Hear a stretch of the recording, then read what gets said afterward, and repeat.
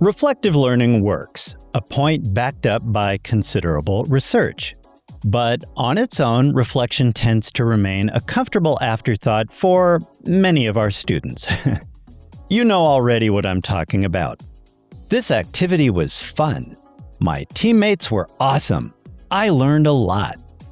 The usual sunny but vague hyperbole that we see in much of the work turned in to us. But we can kick it up a few notches when we combine reflection with 3 other approaches to teaching and learning, and I'll talk about that today. Hello again, everyone. I'm Stokes Schwartz, and welcome back to the Collaborative Cafe.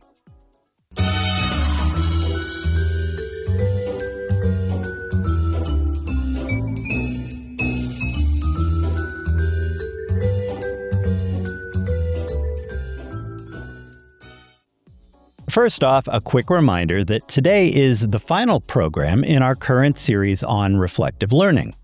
We've spent 10 weeks pulling the topic apart, and while today's episode is hardly the last word, we can use it to explore how the approach might work when combined with other methods. With that in mind, how might you dovetail reflective learning with a collaborative approach? Well, add a reflective component to any team project, and as part of the related prompt, include one line. What did your team assume at the start of your work together that turned out to be wrong? That question turns team reporting into team thinking, forcing members to interrogate how they worked together. The metacognitive layer that collaboration by itself tends to ignore. Okay. But what about reflective learning in a flipped context? Rather than a generic pre-class quiz, try opening with a quick 2-minute reflection. What confused you in the reading ahead of our meeting for today, and why?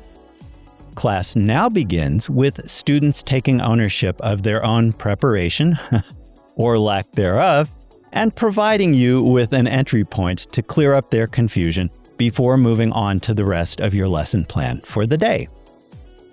Where, though, might a reflective approach fit into project-based learning? Here, you could introduce reflection checkpoints at each milestone along the way, rather than just at the end. That enables your students to notice where they might be drifting and, notably, self-correct while there's still time to fix the problem. And because you're coaching them along in real time, your feedback guides their work instead of just explaining a grade after the fact. Sound good? Now, you could stop there, but there's a lurking problem that can cause reflection to feel disconnected. Isolated prompts tend to generate isolated insights.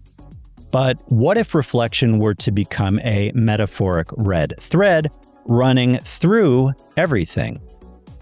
Think of it like this.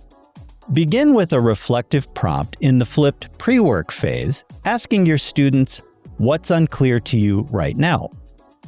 Carry that into a later collaborative debrief with a second prompt along the lines of, what did you figure out together?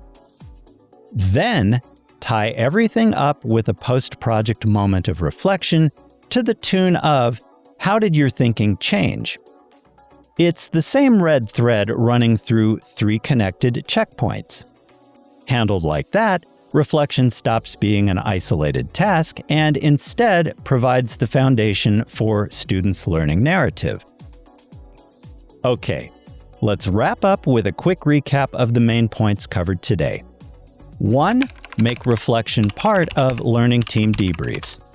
2. Use reflection to launch flipped classroom meetings. 3. Link the various phases of a project with reflection checkpoints. And 4. Thread all 3 approaches together with one evolving question. By connecting reflection to something real throughout their coursework, you're facilitating deeper student engagement regardless of the topic area.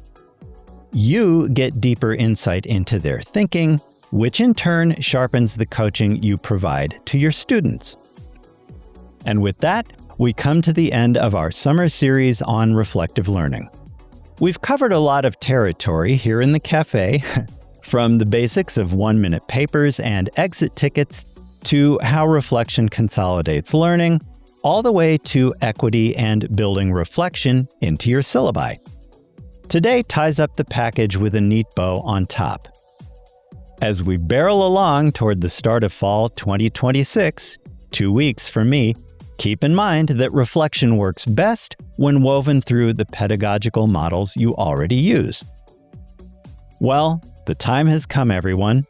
Thanks for joining me this summer, and have a good semester. Bye for now.